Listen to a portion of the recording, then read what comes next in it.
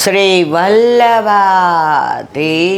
કી ગિરિરાજ ધરણ શ્યામ સુંદર શ્રી અમની મહારાણી શ્રી ગુસાઈજી પર શ્રી ગોકુલનાથ કી જય દાવ દયાળ કી જય श्री नवनीत प्रिया लाल की अपने माथे विराजता सेव्य स्वरूप की जय बधाई वैष्णव ने चाचा करीन जय श्री कृष्ण जय श्री कृष्ण। हिंडोळाना दिवसो वर्षा ऋतुनो आनंद। ચારે બાજુ વાતાવરણની અંદર માદકતા, સુંદરતા, લીલુંછમ, ક્યાંય તમારી આંખને કોરી થઈ જાય એવું વાતાવરણ ને તમારી આંખ રસાળ રહે એવું ઓલું છે ને, અમી ભરેલી નજર્યો રાખો મેવાડના શ્રી નાથજી, અમે ભરેલી નજર્યો રાખો મેવાડના શ્રી નાથજી। અમી ભરેલી તો અત્યારે ચારે બાજુ વાતાવરણમાં તમે જો લો, ઉનાળો બહુ હોય ને ગરમી બહુ હોય ને તાપ બહુ હોય, કારણ વિના ન અકળાતા હોઈએ। અને અત્યારે સાંજ પડે એટલે ઝૂલા જ યાદ આવે, હિંડોળા યાદ આવે, હિંચકા યાદ આવે। તો અત્યારે વાતાવરણની અંદર વર્ષા ઋતુઓની રાણી છે એને આપણે ફીલ કરીએ। અત્યારે બરસાનામાં તમને ખબર છે, આપણે પેલા ગેરેવનથી ઉપર જઈએ તો કેટલો મોટો હિંચકો છે, એ અત્યારે હિંડોળાના ઓલામાં રોજ નવા હિંડોળા, અને વ્રજ એટલે કેવા પણ શું હોય। પછી આંજનો ખર આપણે 3 દી પહેલાં જોયું, એમાંય સુંદર હિંડોળા। એટલે વ્રજ હોય કે આપણું ઘર હોય કે નિધિના મંદિરો હોય, અત્યારે ચારે બાજુ હિંડોળાની અંદર જ પ્રભુ ઝૂલતા હોય। પછી મદન મોહનજી હોય કે પછી ગોકુલચંદ્રમાજી હોય કે આપણા ઘરે આપણા માથે બિરાજતા આપણા ઠાકોરજી હોય। આપણે તો સવારે જોઈએ કે પ્રભુ આજે શેમાં બિરાજશે, પછી એમ થાય કે આહા લીલી ચૂંદડીના, લીલી લીલી ઓઢણી ઓઢી રે હું તો બ્રજવાસી છોડી, લીલી લીલી ઓઢણી ઓઢી રે હું તો બ્રજવાસી છોડી, હીરા મોતીનો હિંચકો રે બાંધ્યો સોનાની દોરે ઝૂલતી રે હું તો બ્રજવાસી ચોરી, ગુલાબ મોગરો ચંપો ને કેતકી ઝીણી ઝીણી કળીઓની ઝૂલે ઝૂલતી રે હું તો વ્રજવાસી ચોરી, મીનાકારીના હિંડોળા બાંધ્યા સાટિનની ઝૂલે ઝૂલતી રે હું તો વ્રજવાસી છોરી, વલ્લભ ઝૂલાવે ને વિઠ્ઠલ ઝૂલાવે ઝૂલાવે સખીઓના સંગમાં રે હું તો વ્રજવાસી છોરી, લીલી લીલી ઓઢણી ઓઢી રે હું તો વ્રજવાસી છોરી। હિંડોળામાં અત્યારે જે આપણા મનમાં મનોરથ થાય એના હિંડોળા સજાવાય. જો મંદિરોમાં પહેલાં લિસ્ટ આપી દે કે આ દિવસે આ દિવસે આપણા ઠાકોરજી આપણને લિસ્ટ ન આપવા દે. મને મન થાય એ મનનો મનોરથ તારા હૃદયમાં પ્રગટ કરો. ઠાકોરજી શું કહે છે? મને મન થાય એ મનનો મનોરથ તારા હૃદયમાં પ્રગટ કરો અને તું એ ઝૂલે મને ઝૂલાવે. ઓલા એક વૈષ્ણવ હતા તો રવિવાર હતો. હવે એ દિવસે એમની મેરેજ એનિવર્સરી હતી કે કંઈક જન્મદિવસ, બહુ મને યાદ નથી. હવે એને સૌથી પ્રિય ગમે ત્યારે પૂછો ને તો કે લીલો કલર, ચુંદડી તો લીલી, ડ્રેસ લેવો હોય તો કે લીલો.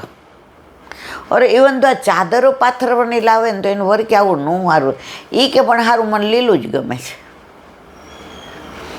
હવે સવારે ઉઠ્યા તો 5 વાગ્યામાં ઊંઘ ઉડી ગઈ, એટલે નાહી ધોઈને તૈયાર થયા. એના વર્ક એ આજે રવિવાર છો મને સુવા દેજો. એ કે હા તમારે શું. હવે સ્કૂટર આવડતું હતું, સીધા પહોંચી ગયા જમાલપુર. ગુલાબ, મોગરો અને કપૂરી પાન 500 લઈ આવ્યા. હવે આવ્યા ત્યાં તો હજી 6 ને 5 થઈ હતી. આવીને ચા પાણી પીધા. હવે ઘરે તો હિંડોળો કેવડો હોય, આવડો હોય, અને પાન લઈ આવ્યા કેટલા? 500. ઓલા મંદિરમાં પહેલાં સેવા કરવા જતા હતા, એટલે ત્યાં તો હિંડોળાય મોટા હોય, ભરવાવાળાય ઘણાય હોય, એટલે મગજમાં એ રહી ગયું 500 તો જોઈએ. હવે એના એણે બીડા બનાવ્યા અને 100 દોરાથી એને ભરાય તો 50-60 પાનમાં તો સરસ હિંડોળા ભરાઈ ગયા. પછી એણે મોગરાની લહેર બનાવી અને ગુલાબના ઓલા અંદર પરોવી દીધા અને એની અંદર એણે એ કર્યું. હવે 450 પાન વધ્યા. એ કે રોતા ન કરાય નહીં, ઠાકોરજીને ગમે નહીં, ચલો પ્રભુ ઈચ્છા બલી હશે. તો એના પર 8 વાગે જઈ ગયા. એ કે તમે ચા મળશે? એણે જોયું કે આણે તો લીલી ઓઢણી ને ચુંદડી ને ચણિયા ને ચોળી ને બધું લીલું લીલું સમજી ગયા. એટલે સીધું ન કીધું ચા બનાવી દે. એ કે તમે ચા મળશે? એ કે હવે ચા બનાવી. એ કે તે પીધી? કે હાલો તમારી યારે પીવું. હિંડોળો ભરાઈ ગયો હતો એટલે એનું વર્ક. એટલે આજે એ કે આજે રવિવાર હતો ને તમને એમ થાય ને કે મારે મોડે સુધી સૂવું છે. એ કે અલા આજે લોચા પડી ગયા. એ કે શું લોચા પડ્યા? એ કે પહેલાં હું મંદિરને હવેલીમાં સેવા કરવા જતી, ત્યાં 200 ને 500 પાન મંગાવતા, તો હું 500 લઈ આવી. હવે આ નિશાસો નાખે નહીં કે ઓલો કેવું બરોબર હું નાહી લઉં. હવે મંદિર કે હવેલીમાં હિંડોળા સાંજે હોય અને આપણા ઘરે તો બધાને લગભગ 90% બપોર સુધીની સેવા હોય. રાજભોગ પછી અનોસર કરે. ઓલા ભાઈ નાહી ધોઈને તૈયાર થયા ને મંગળા કર્યા. એટલે કે જારીજી ભરીને જાઉં મંગળાની. ઓલા ગાડી લઈને ઉપડા હવેલીએ. એ કે આપણે આજે શેના હિંડોળા છે? એ કે આપણે આજે લખ્યા છે પાનના, પણ આ ભાઈને એ કે તાવ આવ્યો છે. હવે સવારમાં ફોન આવી ગયો કે મારાથી જમાલપુર નહીં જવાય. હવે જાય કોણ? અને અત્યારે મોડું થઈ ગયું છે. અતારે જાય તો મોંઘાઈ બહુ પડે અને સવારે તો એ કે હરાજી થતી હોય ને તો આપણને સારા ઓલામાં મળી જાય. એટલે આ ભાઈ કે આપણે જોઈએ કેટલા? એ કે 400, 450, 500 હોય તો આપણે હિંડોળા સરસ ભરાય. અને આ છે ને વેલા જોઈએ કે, કારણ આમાં પાનના વીડા કરી કરીને અંદર ડિઝાઇન કરવાની. ઓલા ભાઈએ કીધું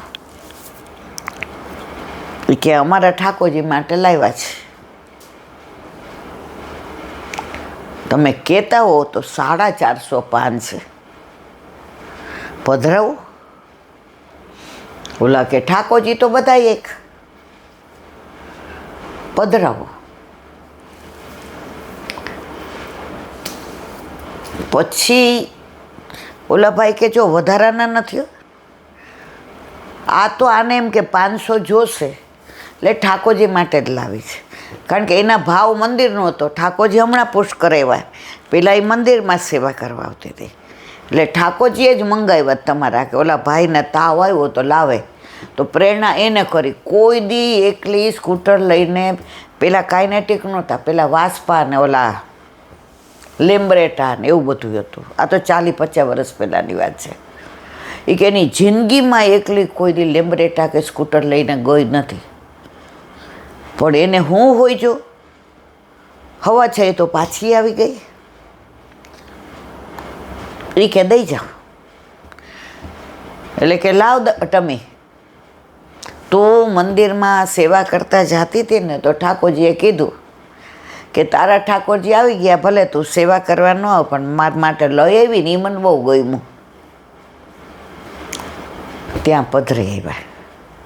હવે ત્યાં તો મોટો હિંડોળો, અને ઓલા બીડા ને બીજી જાતના પેલા આમ કર્વ કરે ને પછી કાપીને એના પેલા કરે ને ડિઝાઇન કરે ને બધું. તો એટલો સરસ હિંડોળો ભરાયો.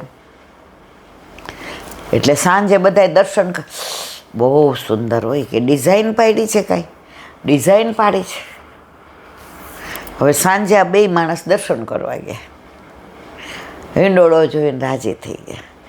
એ કે આ દર વખતે હું મંદિરે આવું, કારણ કે આ બીડા મને આવડે ને ફાસ્ટ, બધાયને આવડે, પણ હું એકદમ ફાસ્ટ કરું. એટલે બધાય કે હાલ જલ્દી બીડા બનાવો, એટલે અમે ડિઝાઇન પાડીએ.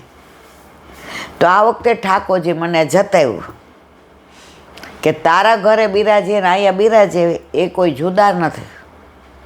અહીંયા 1000 ઓટના ને અહીંયા 100 ના, પણ મને મારા પ્રભુએ યાદ કરી અને હિંડોળાના દર્શન કર્યા. તો ઘણીવાર આવું પણ બને છે. આપણે કહીએ પણ ઘણીવાર એવું જતાવે.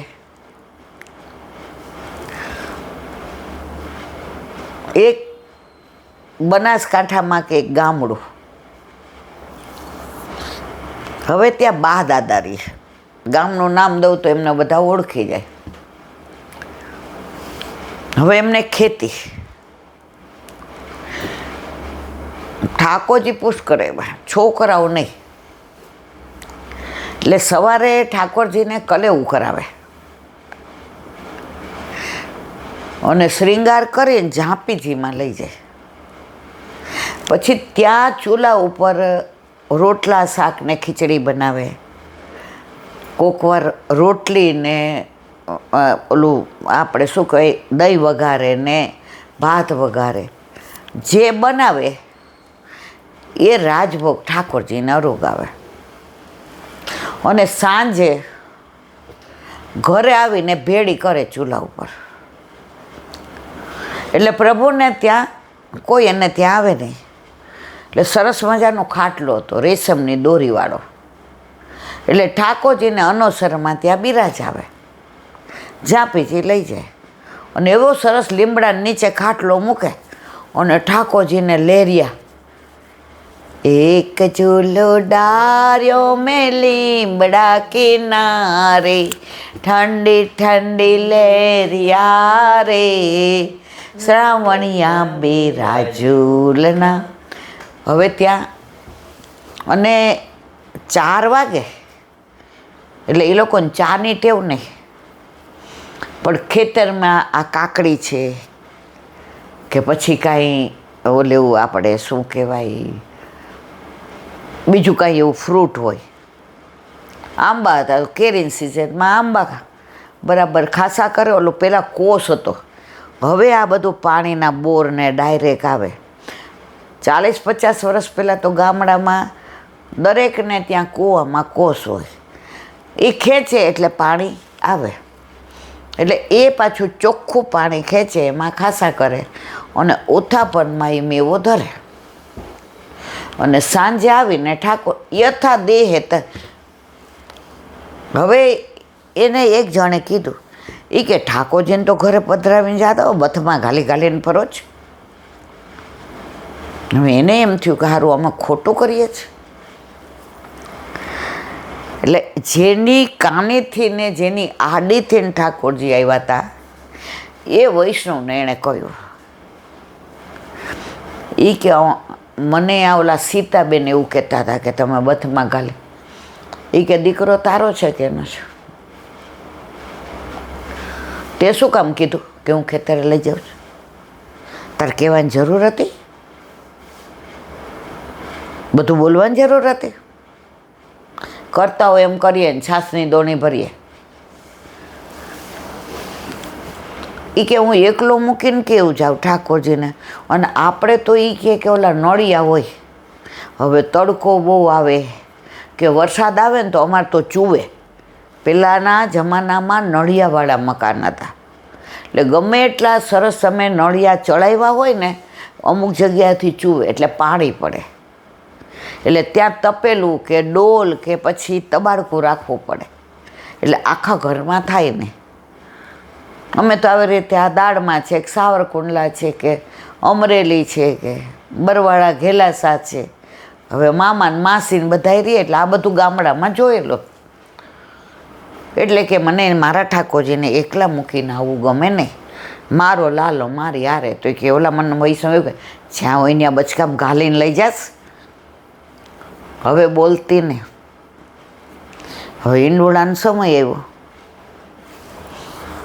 એટલે એના વરે કીધું કે એ કે આપણે શું કરવું છે? એ કે હિંડોળા તો ઝુલાવવા પડે ને. હવે પહેલાં છે ને આટલી બધી સામગ્રી નહોતી,